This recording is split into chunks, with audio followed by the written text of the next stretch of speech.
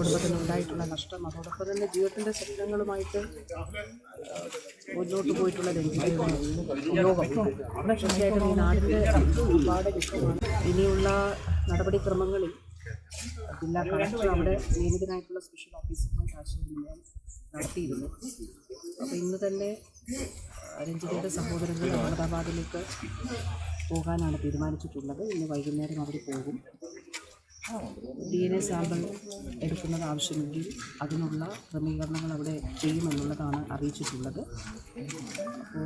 അപ്പോൾ ഗവൺമെൻറ്റും അവിടെ ഉത്തരവാദിത്തപ്പെട്ടവരുമായിട്ട് ഇന്നലെ തന്നെ ആശയവിനിമയം നടത്തിയിരുന്നു. എയർ ഇന്ത്യയുമായിട്ടും ആശയവിനിമയം നടത്തിയിട്ടുണ്ട്.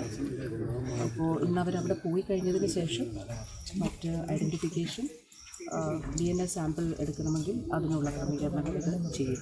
അതിനാവശ്യമായിട്ടുള്ള എല്ലാ പിന്തുണയും, അതായത് ഇപ്പോൾ ഈ സഹോദരങ്ങൾ ആണെന്നുള്ള അവരുടെ ഐഡൻറ്റിറ്റി കാർഡുകളുണ്ട്. അതുകൂടാതെ ഓതറൈസേഷൻ ലെറ്റർ ഉൾപ്പെടെയുള്ളവ ഔദ്യോഗികമായിട്ടുള്ളത് ജില്ലാ ഭരണകൂടം നൽകും. അപ്പോൾ അങ്ങനെയുള്ള എല്ലാ ക്രമീകരണങ്ങളും ചെയ്യും.